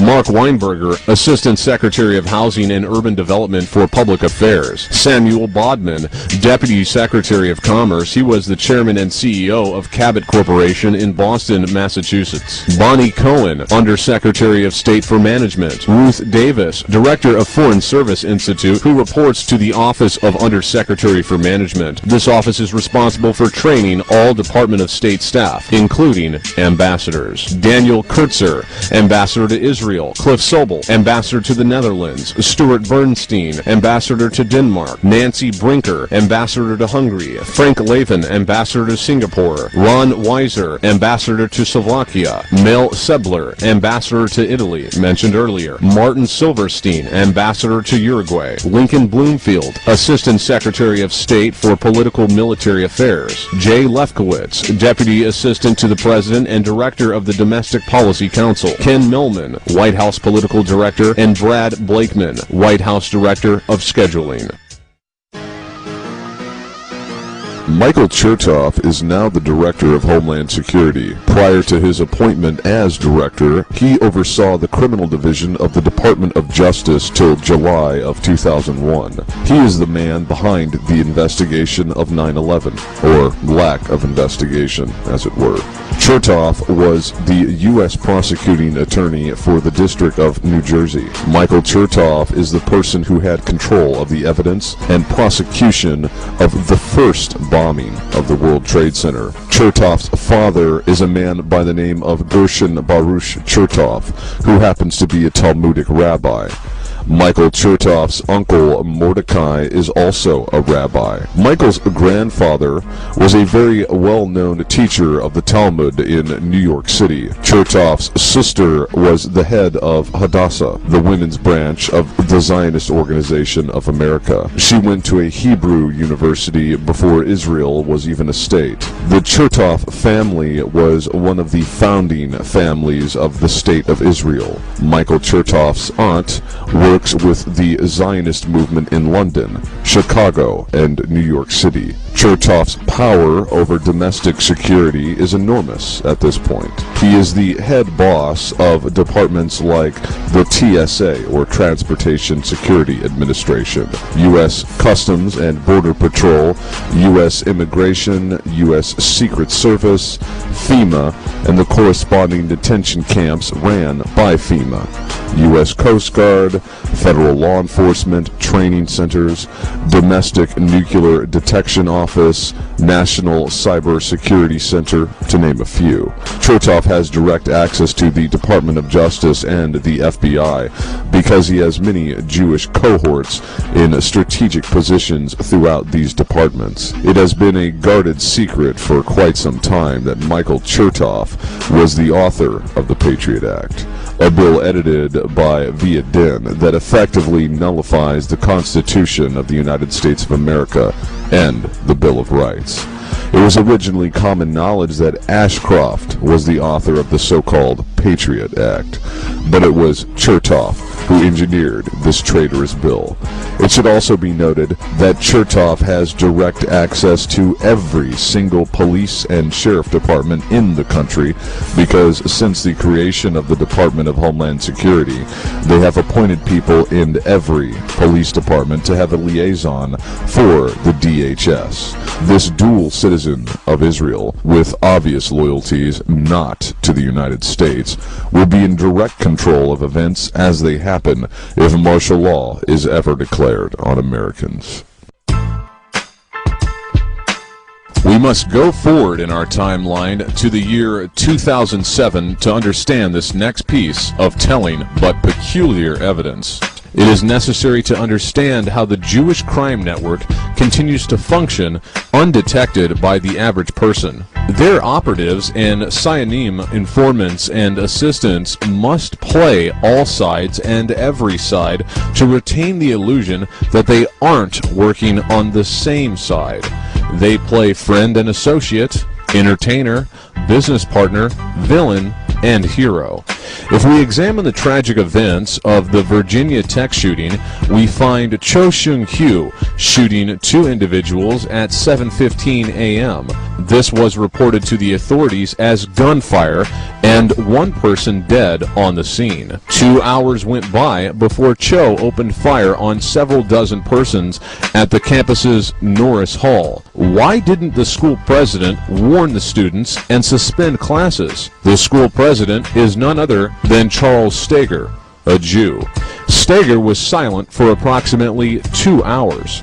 This is reminiscent of the Audigo employees who received a warning about the 9/11 attacks, but apparently decided not to save non-Jewish lives by sharing that information with others. 2 students reported that they could have been able to put Cho down with their firearms, but recent restrictions to carrying guns to school passed by Steger disarmed them, allowing Cho to safely gun down students with neither a warning to them nor the ability of brave men to handle the situation with legally owned firearms. If you examine the gun control laws of the past 100 years, you will find members of the Jewish crime network putting such laws in place. It is a fact that restriction of firearms means a higher crime rate, but that is a subject for another video. All this eventually returns to the subject of 9/11 by way of Virginia Tech professor Liviu Librescu. At age 76 and approximately 145 pounds soaking wet, he was supposedly able to hold off Cho and reportedly then saved the lives of several students. So our hero of the day, despite the obvious finger pointing at the Jewish crime network via school president Charles Steger, is none other than Jewish Librescu. So, who is one of the key heroes of the day on 9/11? Despite mounting evidence demonstrated herein that the attacks were orchestrated by Jews and their non-Jewish criminal cohorts, we find that the hero of Flight 93 is none other than Jeremy Glick, a Jew. Supposedly, Glick was the brave soul that motivated people on board Flight 93 to overtake the supposed hijackers and crash the plane into the ground in Pennsylvania to keep it from hitting its intended target. Of course, eyewitness reports, insiders, video, and photographic evidence seem to show that Flight 93 was shot down and didn't actually crash land. But like the gun control issue, that's another topic for another video. So, of the supposedly 3 Jews that died on 9/11, 1 miraculously turns out to be a hero of the day, along with the Jewish hero of Virginia Tech, of course. Quite a mathematical absurdity. The appointed federal judges Alvin K. Hellerstein and Michael B. Mukasey and the former Assistant Attorney General Michael Chertoff, who now heads Homeland Security, have worked for almost 7 years to hide critical evidence and block discovery of important details concerning the orchestrators of the 9/11 attack. Immediately after the horrific events of 9/11, while the country was mourning, grieving, and beginning to feel vengeful toward the supposedly official culprits, the key players involved in 9/11 were maneuvering in unison behind the scenes to cover all angles of investigation and began building up their damage control infrastructure. The Kenneth Feinberg Group is listed as one of the top 10 supporters of the Jerusalem Institute for Israel Studies for 2004 and 2005. The Jerusalem Institute is an Israel-based Zionist organization that supports the building of the illegal separation wall across Palestine, for example. The Feinberg Group also lists as its clients major insurance and reinsurance companies such as Lloyd's of London. These are the companies who stood to lose billions of dollars if 9/11 victims' lawsuits had gone forward. Feinberg was appointed special master by then Attorney General John Ashcroft. Ashcroft a dedicated supporter of the Jewish criminal mafia and supporter of such groups as Stand for Israel, is today working as a lobbyist for Israel Aerospace Industries, or IAI, Israel's major military aerospace company, which hired the former U.S. Attorney General to help secure the U.S. government's approval to sell an Israeli weapons system to the South Korean Air Force. Kenneth Feinberg set up the Victims' Compensation Fund. This was a treasure chest of some $7 billion in taxpayer money that would be forked out to the victims of the Israeli 9/11 attack. Since undoubtedly many families lost their primary breadwinner on 9/11, they had a choice between a sizable payout or a long drawn-out investigation with little to no guarantee of success if they chose to pursue legal action against the airlines and the passenger screening security companies. Thus, 97% of eligible victims' families waive their rights to litigate against the government, the airlines, and the security companies responsible for passenger screening at the airports. This prevented any discoveries that could be made via legal battle in the courts for nearly every relative of a victim of 9/11. However, our so-called Israeli allies who masterminded 9/11 weren't satisfied with a 97% cover-up. Enter two very dedicated criminal Jews with close ties to the Israeli crime network and judges who very conveniently belong to the same synagogue. Judge Alvin Hellerstein and our new Attorney General, Michael Mukasey. A little background on Hellerstein is necessary here. Judge Hellerstein has a deep and long-standing connection to the Jewish criminal network and close family ties to the State of Israel. Judge Hellerstein's wife is a former senior vice president and current treasurer of a New York-based Jewish organization called AMIT. AMIT promotes Jewish immigration to Israel and stands for Americans for Israel and Torah. AMIT's motto is Building Israel, one child at a time. Judge Hellerstein, age 73, is also a longtime member of the Jewish Center of New York and a former president of the Board of Jewish Education of Greater New York. This raises the obvious question about why, in the 9/11 terror case in which an Israeli security company is a key defendant and in which individuals from Israeli military intelligence are suspected of being involved, was Hellerstein chosen to preside over all 9/11 victim lawsuits? And who chose him? Judge Alvin Hellerstein has stated, quote, "There is an extraordinary public benefit in having these cases resolved and not allowing through them the wounds of 9/11 suffered by our entire society to keep festering." Hellerstein's mission was to quickly resolve the cases. The rush to case resolution was to eliminate all threats of legal investigations by means of more payouts. To this hour, not a single plaintiff's day in court to present evidence in a trial has come to fruition.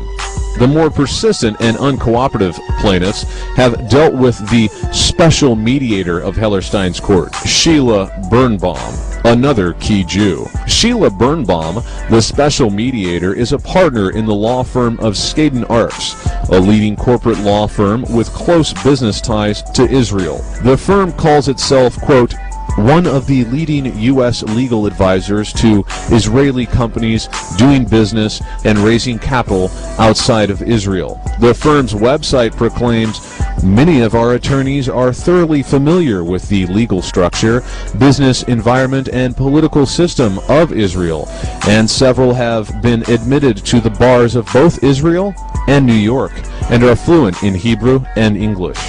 Unquote. Israeli individuals and companies, however, are suspects and defendants in the crimes of 9/11. At least 200 Israeli suspects were arrested in connection with 9/11. Certainly, these salient facts cannot be mere random coincidence. The key individuals who arranged the privatization and obtained control of the 10.6 million square foot complex known as the World Trade Center shortly before its destruction are Larry Silverstein, former Israeli commando and Westfield shopping mall tycoon Frank Lowy, and Port Authority Chairman Louis M. Eisenberg.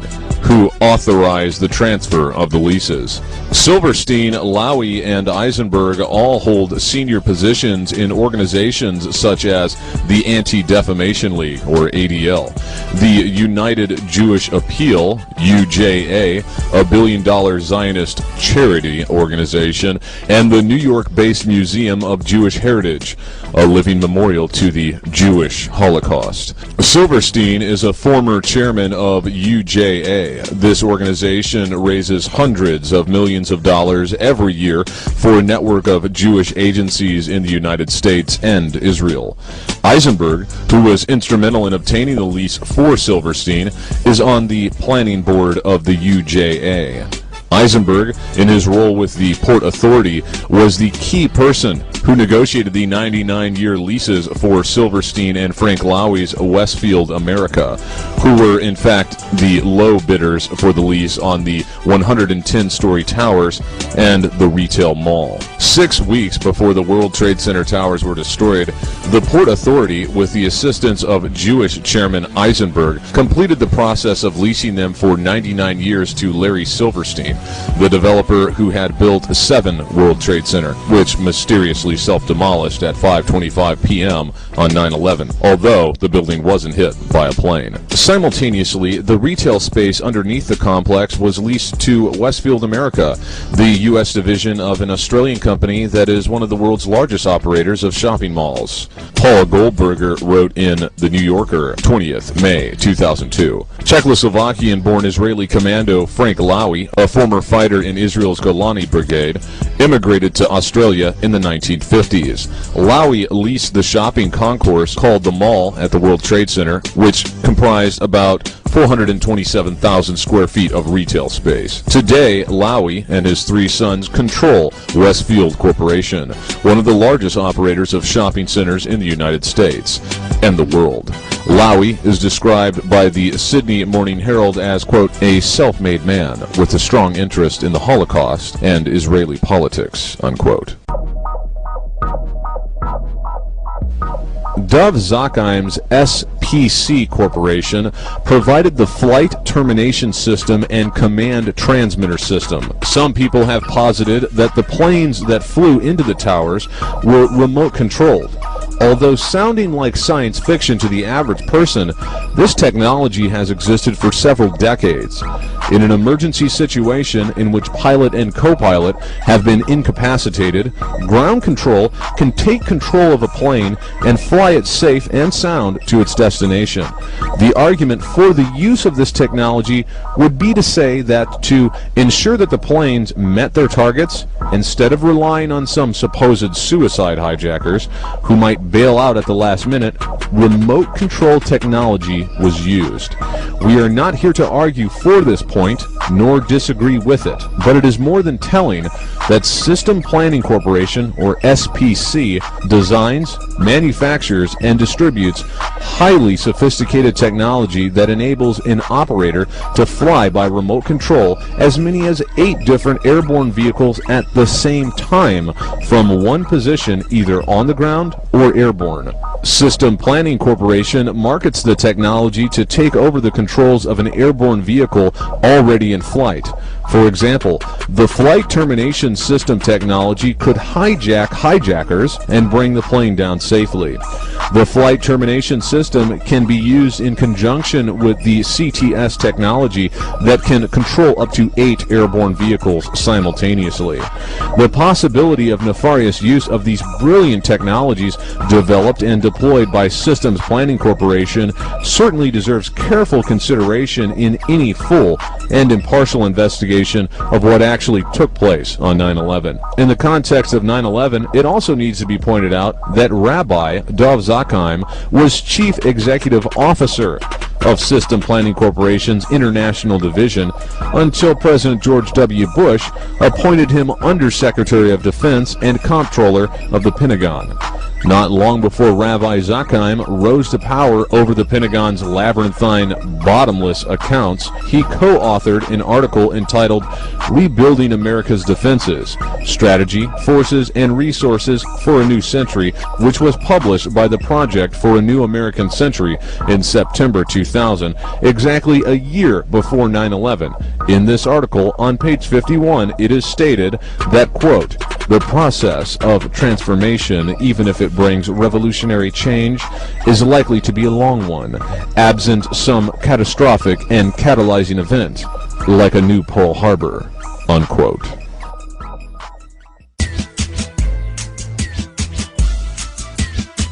Larry Silverstein, a key figure in the Jewish crime network, dual Israeli citizen and World Trade Center leaseholder, who pocketed $4 billion for the attacks of 9/11. Somehow Silverstein had the mysterious foresight to insure both of the towers with an insurance policy specifically covering acts of terrorism just weeks before September 11th, 2001. But things get more absurd than this. Enter P-Tech. The Israeli Mossad also had their hands in the most sensitive computer networks in the U.S. government through a little-known firm called P-Tech. 9/11 was also a computer crime. America's security apparatus and infrastructure would have reacted to the hijacking, then scrambled fighter jets, and would have eliminated the threats to thousands of Americans. Unfortunately, most of the critical computer systems were run by P-Tech.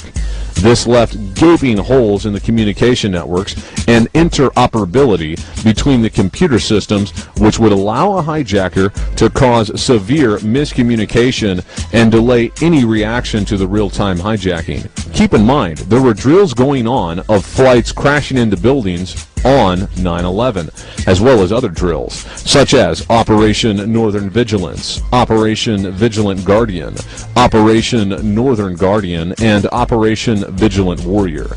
Joe Bergantino, a reporter for WBZ-TV's investigative team, was torn. He could risk breaking a story based on months of work investigating a software firm linked to terrorism, or heed the government's demand to hold the story for national security reasons. In mid-June, Bergantino received a tip from a woman in New York who suspected that P-Tech, a computer software company in Quincy, Massachusetts, had ties to terrorists.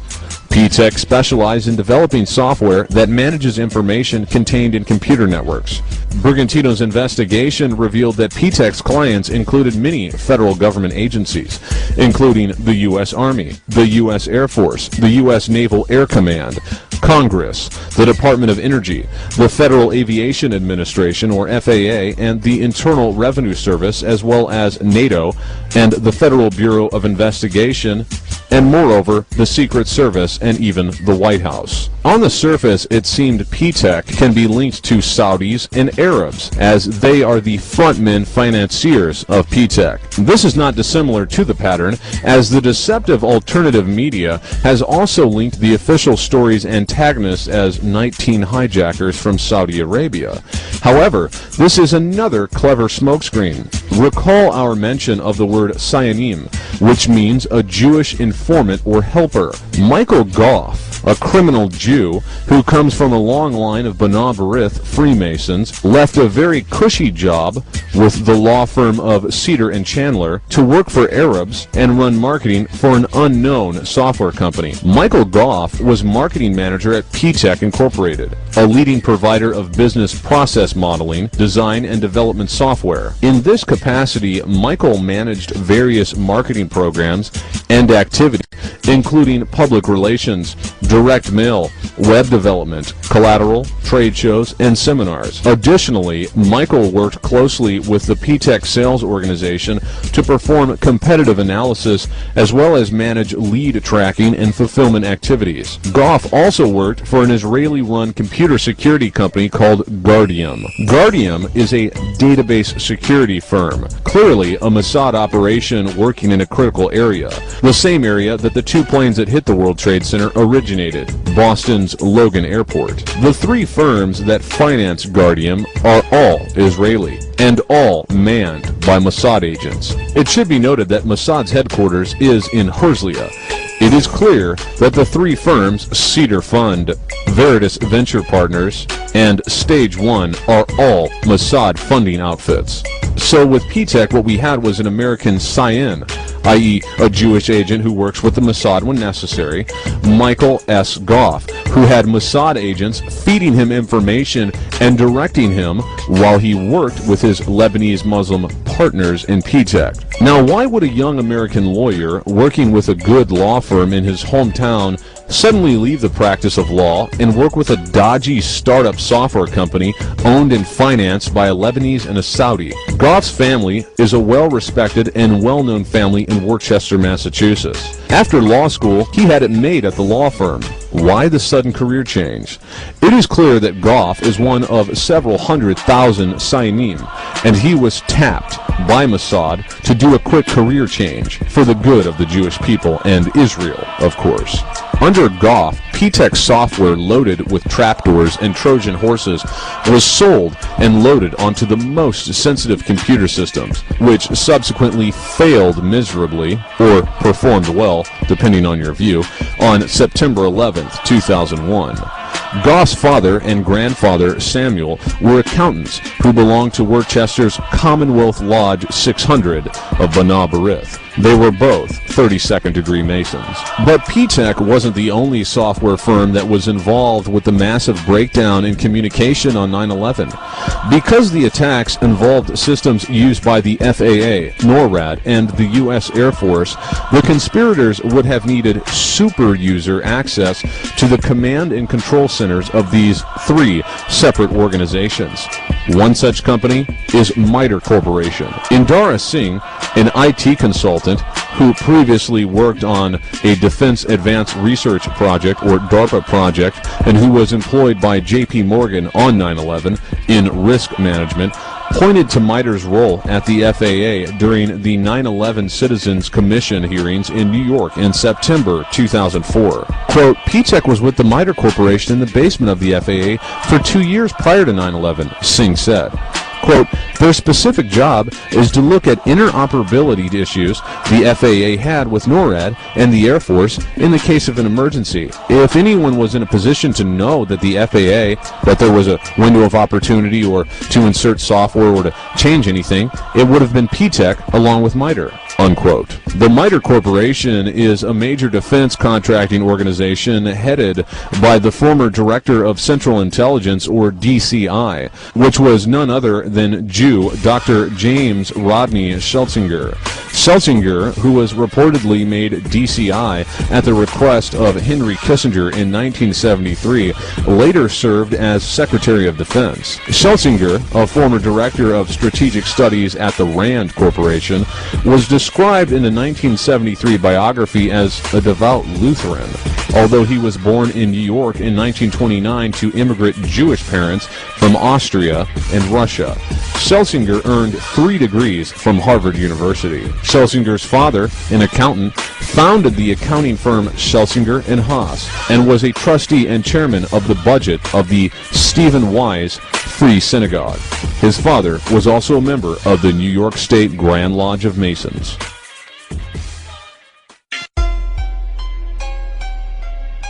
On 17th October 2001, Michelle Moad reported in the Mercury of Philadelphia that 2 men were caught by federal immigration authorities with detailed footage of the Sears Tower in Chicago, Illinois. The authorities described them as Middle Eastern men. Police arrived on the scene due to a call from Pizzeria Uno, a restaurant whose manager reported that the men had a tractor trailer and were dumping something described as a pile of furniture at the rear of the pizzeria. Of the 2 men, one identified himself as Moshe Almakias, age 30. This person fled the scene, according to police. The manager of the restaurant reported to the officers that the vehicle read Moving Systems Incorporated and included a phone number.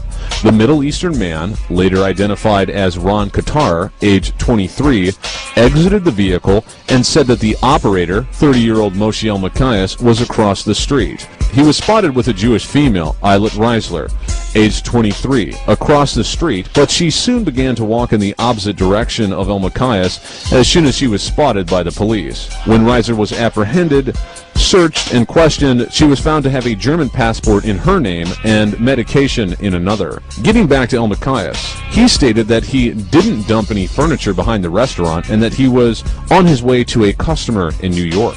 He was unable to provide either an address or phone number for the customer.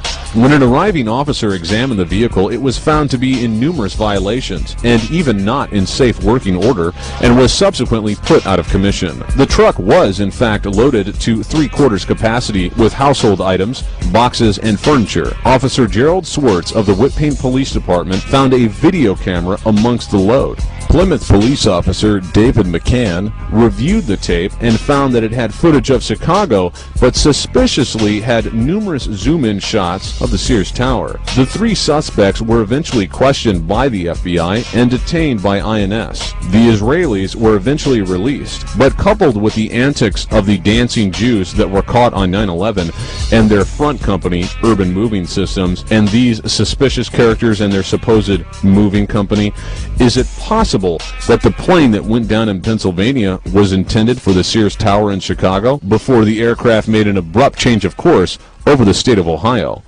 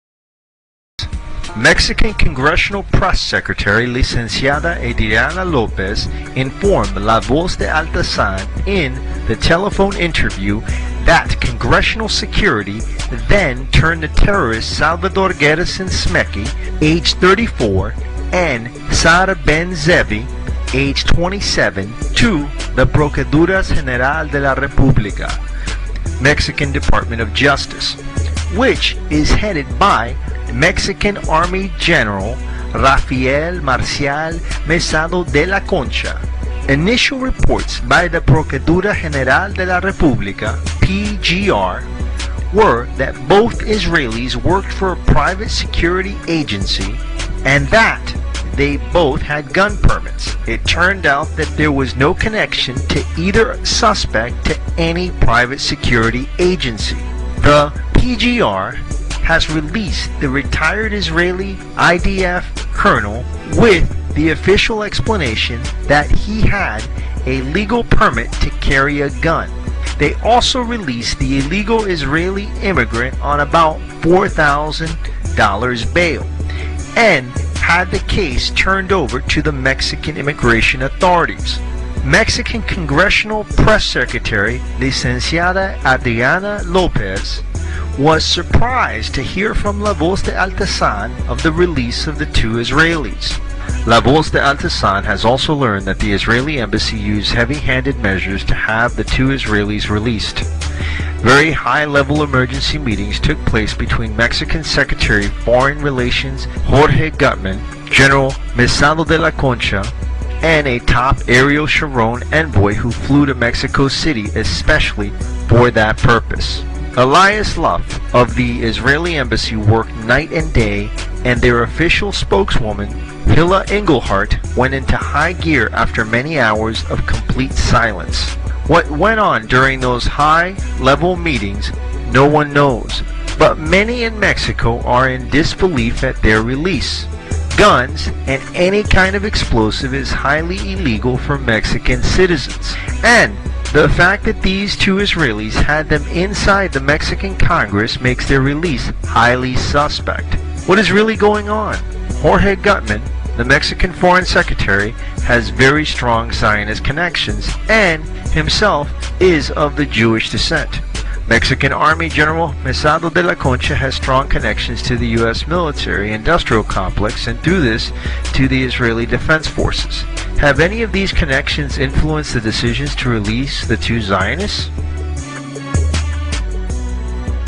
Former Italian President Francisco Cossega, who revealed the existence of Operation Gladio, told Italy's oldest and most widely read newspaper that the 9/11 terrorist attacks were run by the Mossad, and that this was common knowledge among global intelligence agencies. In what translates awkwardly into English, Cossega told the newspaper Corriere della Sera, all the intelligence services of America and Europe know well that the disastrous attack has been planned and realized from the Mossad with the aid of the Zionist world in order to put into accusation the Arabic countries and in order to induce the Western powers to take part in Iraq and Afghanistan, unquote.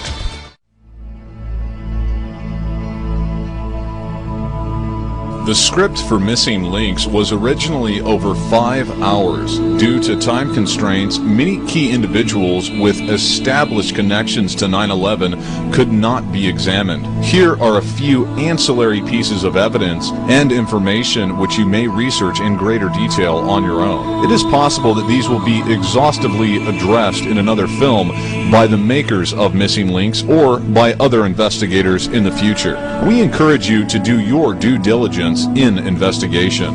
Jack Abramoff. He entertained the supposed lead hijacker Mohammed Atta aboard his yacht. Keep in mind that the argument of this video is that personalities such as Atta were only used as misdirection. Such villains like Osama bin Laden are mere inventions of the Jewish crime network and are thus hardly worth mention, save for their direct connection to the Jews who planned, orchestrated, and benefited from 9/11. Iser Harel, a Polish Khazar Jew who founded Israel's Mossad. He ran Mossad from 1947 to 1963. He was director of Shin Bet from 1948 to 1952 and Haganah. In his career as a Jewish terrorist, he was also intimately involved in the JFK assassination. As a side note, the film which unashamedly shows the assassination of President John F. Kennedy was filmed by Abraham Zapruder. Zapruder is a Jew.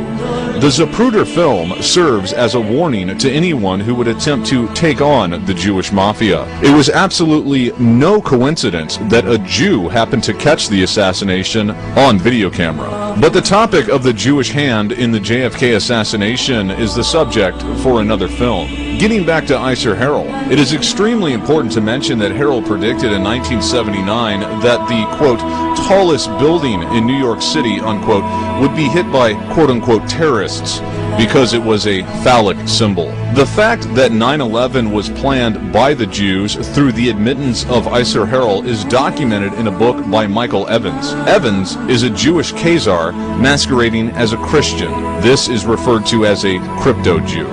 Benjamin Netanyahu. When asked on 9/11 what the September 11th attack meant for U.S.-Israeli relations, Netanyahu plainly stated, "It's very good." He also wrote a book in the early 80s titled Terrorism: How the West Can Win. He was the Prime Minister of Israel to whom the Clean Break document, or ACB doc, was presented.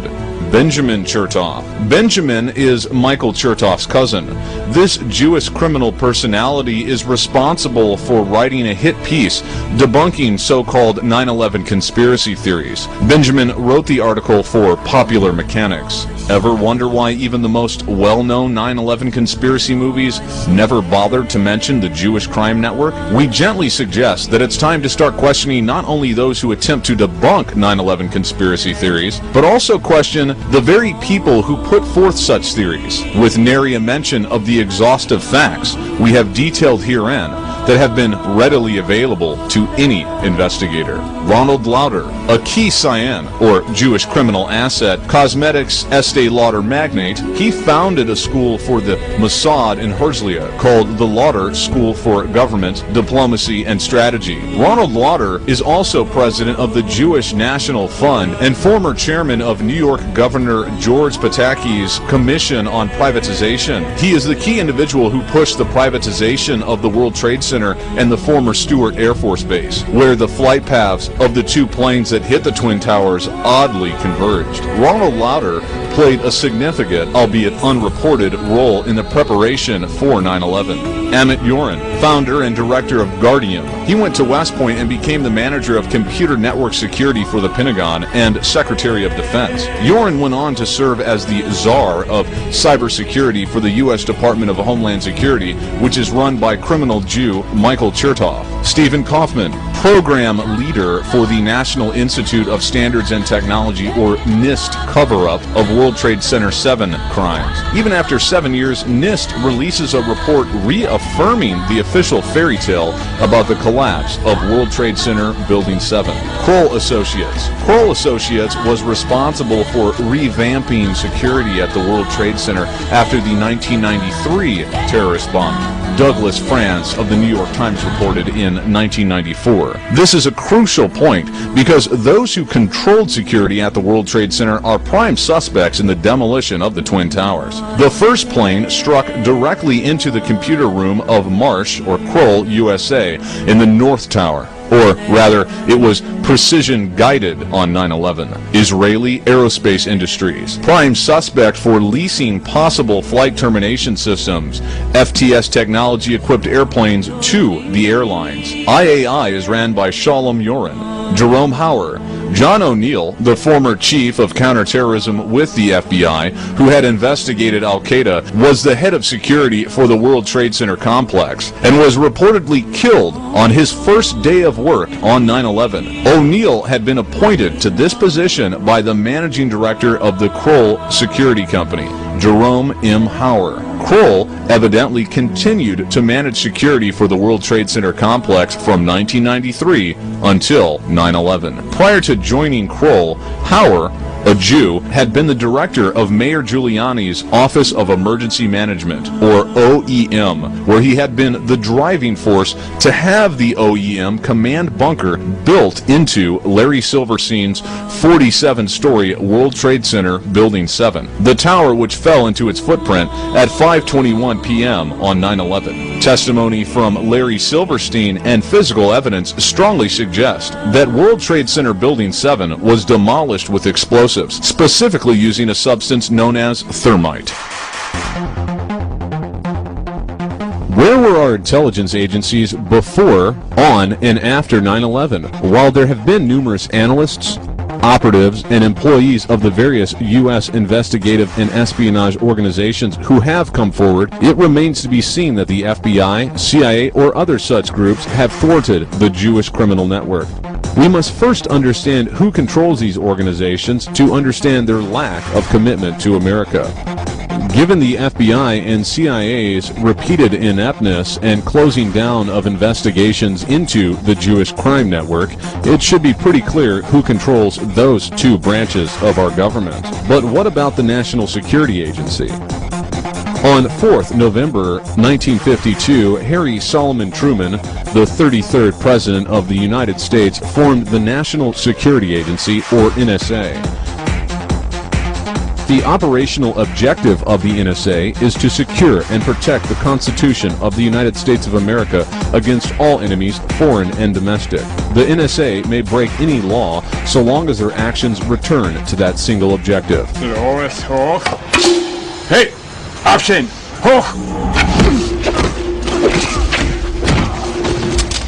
When it comes to secretive organizations such as the NSA, one can never be too sure what their objectives are, and if the total organization, or part of it, are controlled by anti-American elements. As outsiders, we can observe exterior evidence and hopefully reach some solid conclusions. On 16th June 2006, Christopher Boleyn, a reporter for the American Free Press, reported that the NSA has selected, as their encryption software, a program developed by RSA Security Encryption Software. RSA stands for the names of the founders of the firm: Ronald L. Rivest, Adi Shamir, and Leonard M. Edelman. Adi Shamir, the lead theoretician, is an Israeli citizen and a professor at the Weizmann Institute, a scientific institution tied to the Israeli defense establishment. On 3rd August 2006, as reported at Salon.com by Sidney Blumenthal, the NSA was apparently sharing signal intelligence to Israel